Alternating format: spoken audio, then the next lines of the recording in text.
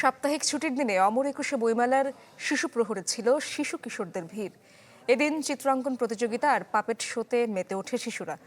অনেকে দেখে বায়োস্কোপ, কেনে পছন্দের বই। এবার নগদে পাচ্ছেন হেলিকপ্টার অফার, তাই কেনাকাটার পেমেন্ট নগদে করুন আর বুঝে নিন ২০০০ টাকারও বেশি ক্যাশব্যাক সহ হেলিকপ্টার রাইড। পেমেন্ট শুরু করুন আজই। পছন্দ করবে বন্ধুরা। পুতুল নাচে মুগ্ধ ছোট্ট শিশুরা, ঐতিহ্যের খোঁজে কারো কারো চোখ চিরায়ত বাংলার হারিয়ে যাওয়া জাদুর বাক্সে। কেউ বা রং তুলির আঁচড়ে ফুটিয়ে তোলে আপন মনের ভাবনা। নতুন বইয়ের ঘ্রাণ, রং বৈচিত্র্যে চোখের প্রশান্তি আর মনের পূর্ণতা খুঁজে ফেরে খুদে পাঠকরা। বই পড়তে আমার অনেক ভালো লাগে। আমার সবচেয়ে পছন্দের বই আমার মতে বেসিক্যালি এইটাই প্রথম পড়তেছি। আমার হাকেলবেরি ফিন বইটা অনেক ভালো লাগে।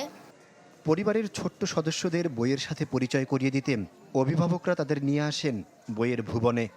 ওদেরকে বইয়ের সাথে আর একটু বেশি পরিচিত করানোর জন্য প্লাস হচ্ছে শুক্র শনিবার যে কিডস জোনটা থাকে, বাচ্চাদের সাথে একটু খেলাধুলা করে, এই সব মিলে এই ছুটির দিনগুলোতে ওদেরকে নিয়ে আসা।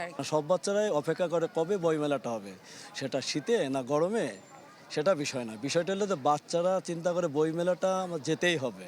আঁকাআঁকি বা একটু কবিতা আবৃত্তি এই সমস্ত কাজে উদ্বুদ্ধ করা খুবই প্রয়োজন, না হলে তারা তো ভবিষ্যতে বা অ্যাকচুয়ালি যে একটা ভালো নাগরিক হয়ে উঠতে পারবে না।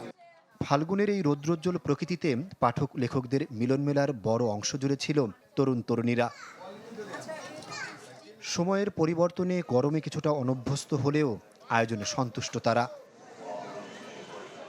আহমেদ সোহাগ, চ্যানেল 24, ঢাকা।